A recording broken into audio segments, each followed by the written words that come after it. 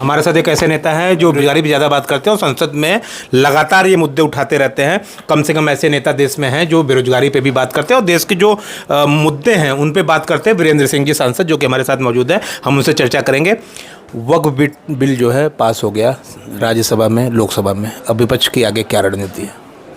जब bill pass हो गया तो उसका इम्प्लीमेंटेशन देखेंगे कि कैसी सरकार कहती है।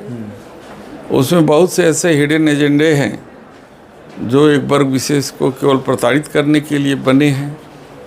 तो जब वो सामने आएगा तो उसके बारे में हम लोग विचार करेंगे, उसका विरोध भी करेंगे। नेताजी, भारत के कई ऐसे मुस्लिम हैं जो आरोप लगा रहे हैं कि मोदी सरकार मुस्लिम विरोधी है, आप किस तरह देखते हैं? भाई, हर व्यक्ति का अपना अपना विचार होता है, तो अपने विचार से कह रहे हैं, उस पर मैं क्या कह सकता हूँ। देश में नफरत बढ़ी है क्या? आपको समझ में आ रहा है कि नहीं आ रहा है? रिपोर्ट तो बता रहा है सहिष्णुता तो है नहीं। तो जब सहिष्णुता नहीं है, आपसी भाईचारा कम हो रहा है, तो कहीं न कहीं नफरत जब कम होगा तो ये बढ़ेगा।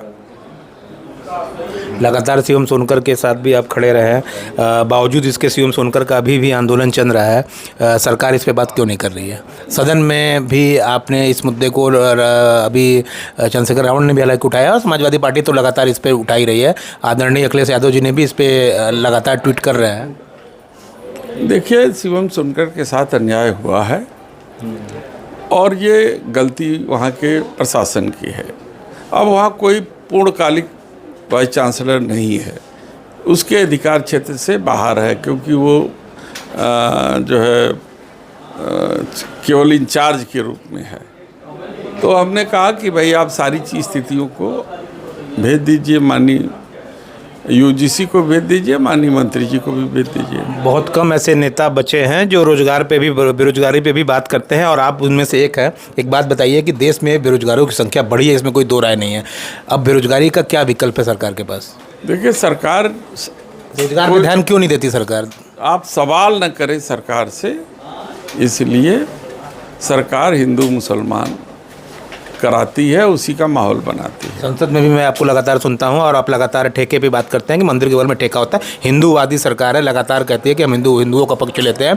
योगी जी हिंदू हृदय सम्राट खुद को कहते हैं। बावजूद इसके आपके ज़िले में देख लीजिए, वाराणसी में भी कई जगहों पर मैं दिखा दूंगा, चिन्हित नाम है, जो मंदिरों के बगल में ठेके खुले हुए हैं। उस पर सरकार क्या कर रही है? भाई, सरकार की साजिश का एक हिस्सा है। वो अपने एजेंटों को, जो भारतीय जनता पार्टी के जो सक्रिय पदाधिकारी हैं, उनको उनके नाम से वो ठेके देती है और वो ठेका के माध्यम से गरीब समाज को जो है वोट लेने के लिए उनके अंदर जागरूकता न आ जाए, वो शराब के नशे में डूबे रहें, महिलाओं को प्रताड़ित करते रहें। ये सारी चीज़ें साजिश का अंग है और उसी की तहत ये सरकार चल रही है। आखिरी सवाल, 2027 का चुनाव अब ज़्यादा दूर तो रहा नहीं, इसके लिए क्या रणनीति चल रही है समाजवादी पार्टी की? नहीं, हमारी पूरी रणनीति है और हम लोग 2027 में सरकार बनाएंगे। ये थे हमारे साथ चंदौली के सांसद वीरेंद्र सिंह जी। रिपब्लिक हिंदुस्तान के लिए जितेंद्र यादव, धन्यवाद।